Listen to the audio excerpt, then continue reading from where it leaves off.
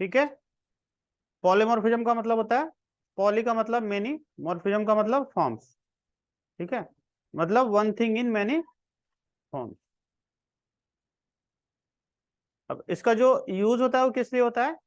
ठीक है, same function रहेगा, है ना, या फिर ऐसे भी बोल सकते हो, same named multiple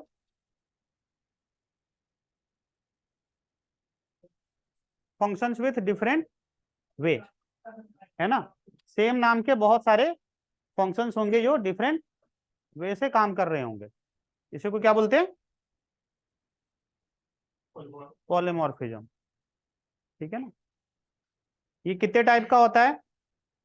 compiled type polymorphism, जिसको स्टैटिक टाइप पॉलीमॉर्फिज्म भी बोलते हैं या अर्ली बाइंडिंग भी बोलते हैं। ठीक है, जो, है ना, परफॉर्म कब होता है? जब प्रोग्राम कंपाइल होता है।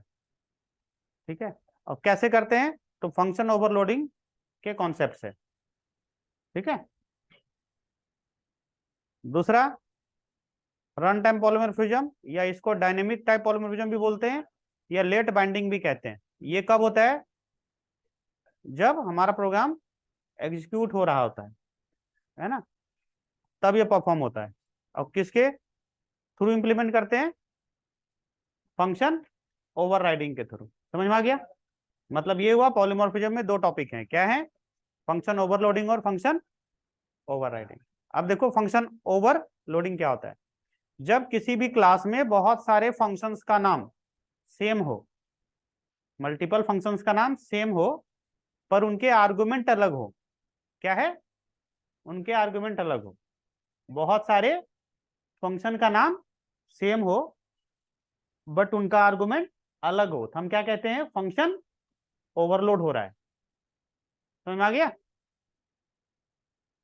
ठीक है। अच्छा, रिटर्न टाइप चेंज होने से कोई फर्क नहीं पड़ता है। फंक्शन का नाम सेम है और आर्गुमेंट भी सेम हो गया, सिर्फ रिटर्न टाइप अलग हो गया, तो वो ओवरलोड नहीं कहलाता है। नाम सेम होना चाहिए पर आर्गुमेंट डिफरेंट होने चाहिए, तब ओवरलोड कहलाएगा। रिटर्न टाइप सेम है कि अलग है कोई मतलब नहीं है, इसलिए लिखा हुआ यहाँ पे there is no role of return type. ये पूछा जाता है इंटरव्यू में स्पेशली कि क्या रिटर्न टाइप का कोई रोल होता है ओवरलोडिंग में, तो जवाब क्या है? नहीं, मीन्स नहीं। ठीक है, समझ में आ गई बात? चलो, अब तरीका देख लो। जैसे क्लास ले लिया, उसके अंदर ऐड है, अब इसके अंदर दो आर्गुमेंट है, फिर ऐड है, दो आर्गुमेंट है, एक इंटीजर एक फ्लोट, फिर एक ऐड है, इसके अंदर एक फ्लोट फिर दूसरा भी फ्लोट, फिर ऐड ही है नाम। ठीक है, एक फ्लोट एक इंटीजर। समझ में आया? तो इंटीजर और फ्लोट यहां भी था, लेकिन देखो इस बार सीक्वेंस चेंज हो गया। समझ में आया ना? यही है कि मल्टीपल फंक्शंस का नाम सेम होगा पर उनके आर्गुमेंट्स अलग अलग होंगे, तो ये बोल रहा है कि ये फंक्शन ओवरलोडिंग कहलाता है। इसी को बोलते हैं फंक्शन ओवरलोडिंग। समझ में आया? क्या मल्टीपल फंक्शन का नाम सेम और आर्गुमेंट अलग, इसी को क्या बोलते हैं? Function overloading. समझ में आ गई कहानी? ठीक है। अब जिसे कॉल यहां पे करोगे, जितने आर्गुमेंट पास करोगे, जो टाइप दोगे, वो वाला फंक्शन अपने आप कॉल हो जाएगा। मान लिया हमने फ्लोट दिया और इंटीजर दिया, यहां पे एक फ्लोट दिया एक इंटीजर दिया, कौन सा कॉल होगा? ये वाला। समझ में आया? अब यहां जो भी तुमने कर रखा है ना, प्रिंट, वो हो जाएगा। ठीक है, ये चीज सब में रख देना।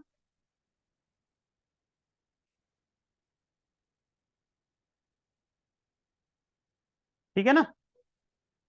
हम्म। अब ये जिसको कॉल करोगे, अब इसे यहां पे दे दिया एक फ्लोट 8f,6, अभी कौन सा कॉल होगा? एक फ्लोट और एक इंट वाला, मतलब ये वाला। समझ आई कहानी? यही है। ठीक है। चलो नोट करो इसको, ओवरलोडिंग। ठीक है, रन होते ही ये कंपाइल जैसे रन करोगे, नहीं कंपाइल, जब ड्यूरिंग कंपाइलेशन होगा ना, सबको मेमोरी मिल जाएगी। ठीक है, तो डिसाइड हो जाएगा कि कौन क्या स्ट्रक्चर रखेगा, है ना। अब रन करो इसको। अरे क्या बोल रहा है, एटम। ओके,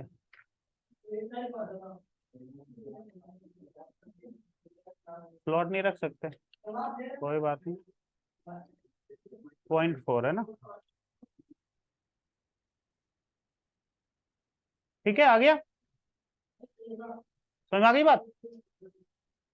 ये कॉल कर लिया किसको, फ्लोट और इंट वाले को।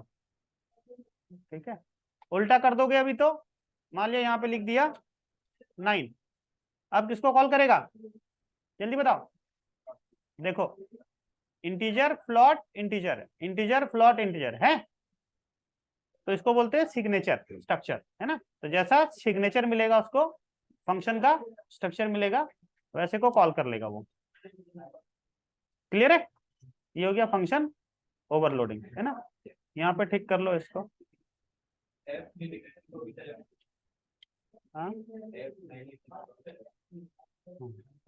एफ लिखने से स्पेसिफाई हो जाता है। हाँ, चलो अब देखो ओवरराइडिंग। ओवरराइडिंग क्या होता है, देखो ओवरलोडिंग विद इन क्लास था, overloading with in class, overriding और ओवरलोडिंग में डिफरेंस हो, तो फर्स्ट डिफरेंस ये होगा कि ओवरलोडिंग सिंगल क्लास में होता है, ओवरलोडिंग सिंगल क्लास में होता है, और ओवरराइडिंग हमेशा पेरेंट और चाइल्ड क्लास में एग्जिस्ट करता है। समझ आ गया, ओवरलोडिंग सिंगल क्लास में एग्जिस्ट होता है, और overriding parent and child class. या एक वर्ड में बोलना है तो, ओवरलोडिंग सिंगल क्लास में होता है, और ओवरराइडिंग इनहेरिटेंस में होता है। समझ में आ गया, ओवरलोडिंग सिंगल क्लास में, सिंगल क्लास में, इनकन्फ्यूजन हर जगह होता है, बिना इंक्लूजन के प्रोग्राम ही नहीं बनेगा। इंक्लूजन का मतलब क्लास के अंदर प्रोग्राम करना, तो क्लास तो हर जगह होगा। हाँ, मल्टीपल क्लास तो ऐसे भी हो सकता है बिना एंट्रेंस के भी, आ जा हाँ, मल्टीपल क्लास नहीं कर सकते, मल्टीपल क्लास अलग चीज होगी। मल्टीपल क्लास तो हो गया, एक से अधिक क्लास है तो मल्टीपल क्लास ही है, कोई रिलेशन नहीं है ना, रिलेशन होना चाहिए, दो क्लासेज में रिलेशन होना चाहिए। ठीक, तो ओवरलोडिंग सिंगल क्लास में हमेशा एग्जिस्ट करेगा, और ओवरराइडिंग हमेशा इनहेरिटेंस में, पेरेंट एंड चाइल्ड क्लास में, या फिर इसी को बोलते हैं इजर रिलेशनशिप, पढ़ा था ना। ठीक है, तो ओवरलोडिंग सिंगल क्लास में एग्जिस्ट करेगा, और ओवरराइडिंग, ओवरराइडिंग इनहेरिटेंस। ठीक है, ओके। तो ओवरलोडिंग, ध्यान से सुनो वापस, ओवरलोडिंग किसे कहते हैं, जब किसी एक क्लास में मल्टीपल फंक्शंस के नाम सेम हो बट आर्गुमेंट अलग हो, रिटर्न टाइप का कोई रोल नहीं है। अब ओवरराइडिंग का सुनो, पेरेंट और चाइल्ड क्लास में सेम नाम, सेम रिटर्न टाइप और सेम आर्गुमेंट के फंक्शन है। समझ में आया, पेरेंट और चाइल्ड क्लास में सेम नाम और सेम आर्गुमेंट और सेम रिटर्न टाइप और सेम एक्सेसिफायर के फंक्शंस हो। समझ में आ गया, या फिर इतना सिर्फ याद रखो, सेम नाम, पेरेंट और चाइल्ड क्लास में सेम नाम और सेम आर्गुमेंट, इतना भी रख लोगे तो हो जाएगा। ओवरलोडिंग में सेम नाम, आर्गुमेंट डिफरेंट, और ओवरराइडिंग में सेम नाम और आर्गुमेंट भी सेम। ठीक है, ओवरलोडिंग विद इन क्लास होता है एक क्लास में, और ओवरराइडिंग पेरेंट और चाइल्ड क्लास में, जब सेम नाम के और सेम आर्गुमेंट वाले फंक्शंस हो तो उसको क्या कहते हैं, ओवरराइडिंग। ठीक है, देखो ये क्लास है ना,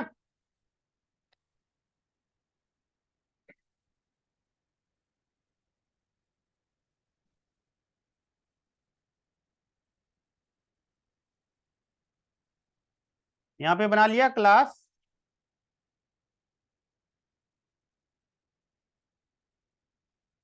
पेरेंट, ठीक। और यहां पे लिख दिया पब्लिक वॉइड, है ना, शो।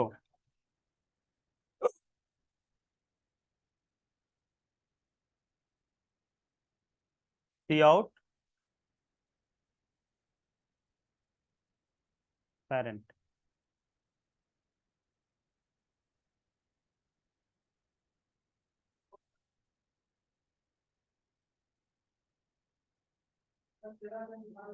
चाइल्ड, इसके पास भी है शो, और यहाँ पे लिख दिया चाइल्ड। इनहेरिट कर दो, क्या लिखेंगे, पब्लिक पेरेंट। समझ में आया? ऑब्जेक्ट किसका बनाएंगे, चाइल्ड का, डॉट शो। अभी क्या आउटपुट आएगा, पेरेंट लिखा हुआ आएगा, चाइल्ड लिखा हुआ आएगा, पेरेंट लिखा हुआ का चाइल्ड लिखा हुआ आएगा,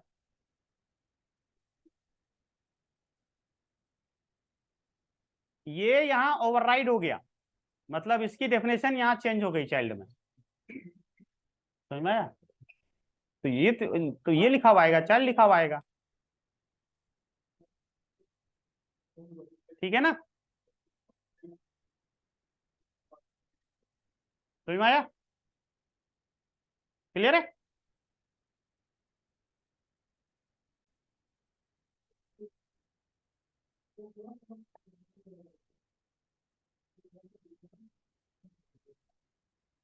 एब्स्ट्रैक्शन का मतलब होता है कॉम्प्लेक्सिटी हाइडिंग, ठीक है? क्या होता है ना, कॉम्प्लेक्सिटी हाइडिंग, मतलब अनवांटेड चीजों को हाइड करना, है ना, प्रोग्राम से, ठीक है? अब उसका यहाँ पे कोई बहुत ज्यादा इम्प्लीमेंटेशन नहीं मिलेगा, बस इतना सा डेफिनेशन लिख के रख लो, बहुत है, ज्यादा कुछ जानने की जरूरत नहीं है। ये लिख लो, बस हो गया। और ये लिख लेना, लेआउट बनाने के काम में आता है, स्ट्रक्चर बनाने के काम में आता है। कैसे करते हैं, जैसे कोई क्लास बनाया है ना, अब क्लास बनाया तो उसके अंदर अब फंक्शन होगा, पर उसकी डेफिनेशन नहीं होगी, डेफिनेशन नहीं होगी, इसी को बोलते हैं एब्स्ट्रैक्शन। और उसकी डेफिनेशन होगी, है ना, कहाँ होगी, चाइल्ड क्लास में, ठीक है? तो कोई सेंस नहीं है, अब आगे यूज भी नहीं होता, कहीं पे हटा दिया गया, बस नॉलेज के लिए जान लो, और कुछ नहीं।